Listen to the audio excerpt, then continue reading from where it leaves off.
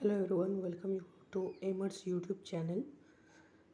तो आज हम लोग गाइस, जैसे कि आप लोगों ने थंबनेल देखा ही होगा, आज हम बताने वाले आपको कि क्लास 11th का जो हम लोग प्रिपरेशन स्टार्ट करेंगे। ये वीडियो उन बच्चों के लिए है जो 10 to 11 मूविंग है और उन्होंने अपना स्ट्रीम डिसाइड कर लिया है।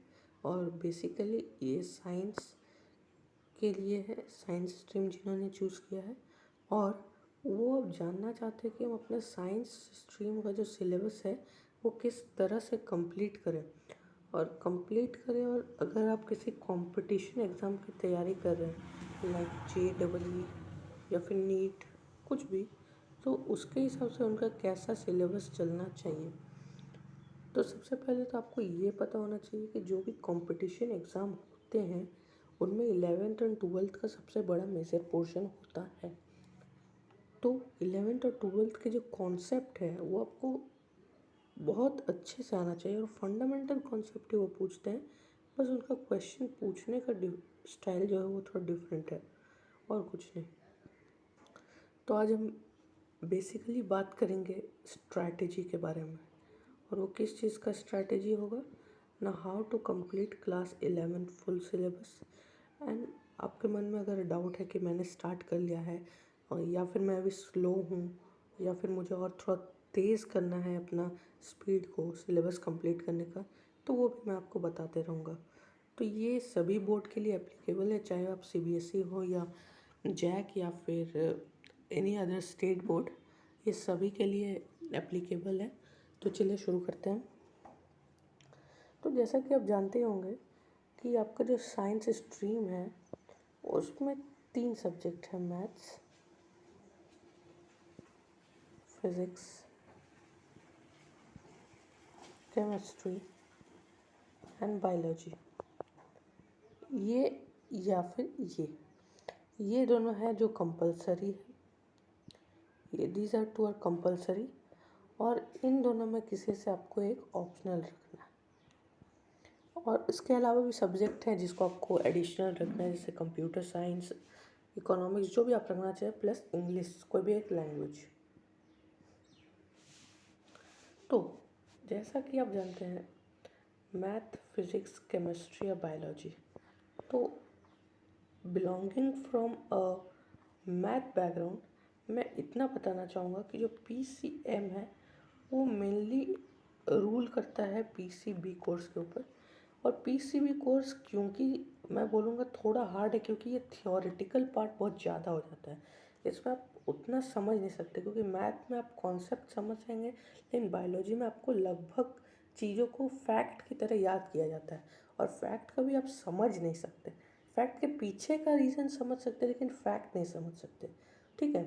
तो एक और मेरा पर्सनल एक्सपीरियंस भी, क्योंकि मैं PCM स्टूडेंट रहा हूँ, तो इस वजह से भी मैं मैथ को ज़्यादा प्रीफर करता हूँ। साइंस में PCM। तो आज हम लोग बात करेंगे मेनली सिर्फ एक सब्जेक्ट के बारे में। नेक्स्ट वीडियोस में मैं आपको सभी सब्जेक्ट के बारे में बताता चलूँगा। तो सबसे पहले आज हम लोग बात करेंगे फ़िज़िक्स के बारे में। Physics class 11th। So basically physics में 2 वॉल्यूम आपको मिलेंगे, वॉल्यूम 1 एंड वॉल्यूम 2 NCERT में। और वॉल्यूम 1 में लगभग 7 चैप्टर है, वॉल्यूम 2 में लगभग 6 to 7 चैप्टर है। यानी कि अगर आप देखें तो टोटल आपके पास 13 to 14 चैप्टर्स हो जाते हैं। अब ये 13 to 14 चैप्टर जब हो गए हमारे, तो इससे अब हम लोग को ये पता चलता है कि जो सिलेबस है बहुत ज़्यादा वास्ट है। बिल्कुल है, इसमें कोई दोहराई की बात नहीं है। और क्योंकि सिलेबस बहुत ज़्यादा वास्ट है, तो हमको किस तरह से सिलेबस को कंप्लीट करना है वो भी हमें पता होना चाहिए।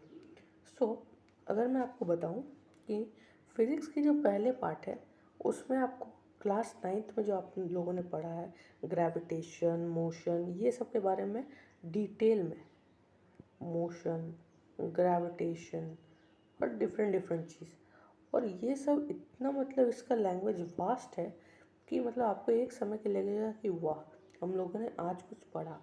और मैं आपको एक चीज़ बताऊंगा जिससे आपको मोटिवेशन मिले कि फ़िज़िक्स अगर आप अच्छे से पढ़ सकते हैं, तो आप ये एक समझ रहे हैं कि आप किसी भी चीज़ का डायरेक्शन बता सकते, कब होने वाला बता सकते हैं, वगैरह वगैरह। जैसे कि मैं आपको एक एग्जांपल देता हूँ। मान लीजिए आप फिज़िक्स के बहुत अच्छे स्टूडेंट हो गए, आपको फिज़िक्स बहुत पसंद है। अब दूसरों से पहले अगर आप क्रिकेट खेलते हैं तो आप जज कर सकते हैं कि किस स्पीड से मैं बॉल फेंकूं कि बैट्समैन उसका बैट में टच हो लेकिन फिर भी वो जा ना पाए। किस स्पीड से मैं आगे दौड़ूं कि मैं बॉल नीचे गिरने से पहले, बाउंड्री जाने से पहले मैं पकड़ लूं। और डिफरेंट हर जगह, हर डिफरेंट सोर्स में आप फिज़िक्स का यूज़ कर सकते हैं। ये मतलब आप समझ लेंगे अभी कि क्या है फिज़िक्स। मतलब समझ लीजिए कि आप घर में भी बहुत सारे अप्लायंस खुद से आप सॉल्व कर सकते हैं। आप इतना तो पक्का समझ सकते हैं कि गड़बड़ किस में, आपको खोलना और रिपेयर नहीं करना है, लेकिन आप ये पक्का समझ सकते हैं कि रिपेयर किस चीज़ को करेगा मैकेनिक, है ना। तो ये एक बहुत बड़ा एडवांटेज होता है जब आप सबके सामने बता सकते हैं कि आप क्या जानते हैं। तो वापस आते हैं हमारे टॉपिक पे। तो जो फिज़िक्स का सिलेबस है वो मैंने आपको बताया 2 वॉल्यूम में है। तो पहले हम लोग वॉल्यूम 1 को डिस्कस कर लेते हैं। वॉल्यूम 1 में जो है 7 चैप्टर्स, उसमें मेनली जो है मोशन के 2 चैप्टर हैं, न्यूटन्स लॉस के एक चैप्टर है, ग्रेविटेशन के एक चैप्टर है, रोटेशनल मोशन के एक चैप्टर है, और 2 चैप्टर जो है वो है यूनिट एंड डिमेंशन और फिजिकल यूनिट्स। ठीक है ना। तो देखिए 2, 1, 3, 4, 5 और 2, 7, यस 7 चैप्टर्स।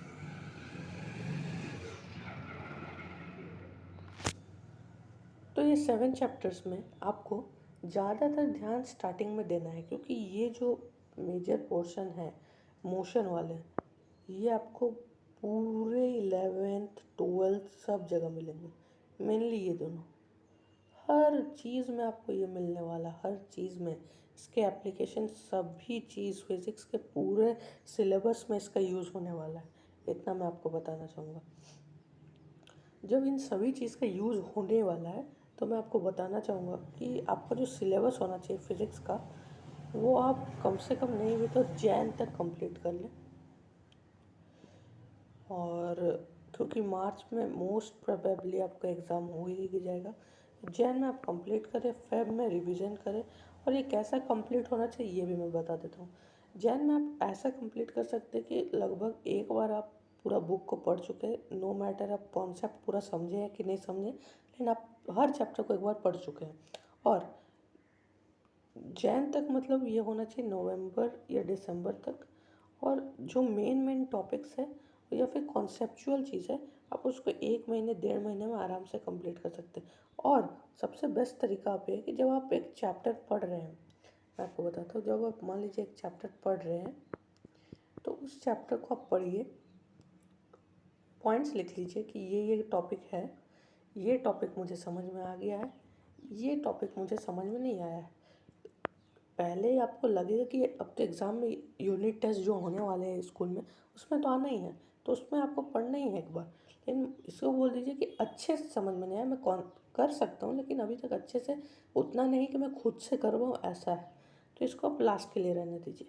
जब आप जैन में आ जाएंगे तब दिसंबर तक यहाँ कर लीजिए पूरा एक बार बुक, ऐसे करके जनवरी में इसको 1 महीना में कंप्लीट कर लीजिए। रिवीजन भी आप देखेंगे इसी के साथ आपका हो जाएगा। फरवरी में आपको ज़्यादा मशक्क़त नहीं करना पड़ेगा।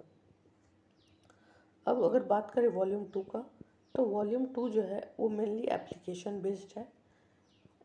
आपको सभी चीज़ का एप्लीकेशन मिलेगा और सभी चीज़ का एप्लीकेशन वॉल्यूम 1 से रिलेटेड है। सभी चीज़ आपका इसमें अप्लाई होगा।